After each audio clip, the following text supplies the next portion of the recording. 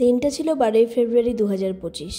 অনেক পুরনো ব্লগ, যাই হোক এর বড় ব্লগ কিন্তু চ্যানেলে আছে, আমি রিলেটেড ভিডিওতে পিন করে দেবো, তোমরা সেখান থেকে দেখে নিও।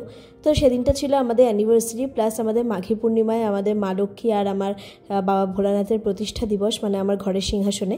তো সেদিনকার তো মোটামুটি অনেক দেরি করেই পুজো শুরু হয়েছিল, 3টে সাড়ে 3টে, কারণ ওই সময় নাকি একটা ভালো যোগ ছিল। তো ওই জন্য ঠাকুরমশাই ইচ্ছে করেই লেট করে এসেছিলেন, খুব সুন্দর পুজো করেছেন। আর সেদিনটা তো আমার কাছে খুব স্পেশাল ছিল, কারণ সেদিনকার এত ভালো একটা দিন, একেতে আমার অ্যানিভার্সারি প্লাস আবার অন্য দিক থেকে মাঘী পূর্ণিমা, তো ভীষণ একটা অসপিশিয়াস ডে ছিল। তো ভগবানকে সঙ্গে করে নিয়ে, ভগবানের আশীর্বাদ আর সাক্ষী মাথায় রেখে, ভগবানকে সাক্ষী রেখে আর কি, আমরা সেদিনের পুজোটা শেষ করেছিলাম। আর তারপরে উনি চলে গেলেন, ওনাকে আমরা দক্ষিণা দিয়ে ওনাকে বিদায় দিলাম। আর এটাও বললাম যে পরের বারের পুজোয় কিন্তু আপনাকেই আসতে হবে, কারণ ওনার পুজো আমার ভীষণ ভালো লেগেছে। এত সুন্দর ভক্তিমতে পুজো আমি অনেক কম ঠাকুরমশাইদেরই করতে দেখেছি। যাই হোক, তারপরে বিকেল হতে আমরা এখানে কেক কাটিং শুরু করে দিলাম। তো আমি এখানে 2 টায়ারের একটা কেক অর্ডার দিয়েছিলাম। আমার যতদূর মনে পড়ছে এটা 3.5 পাউন্ডের কেক ছিল। ভিতরে নিচেরটা ছিল চকলেট ফ্লেভার, উপরটা ম্যাঙ্গো ফ্লেভার।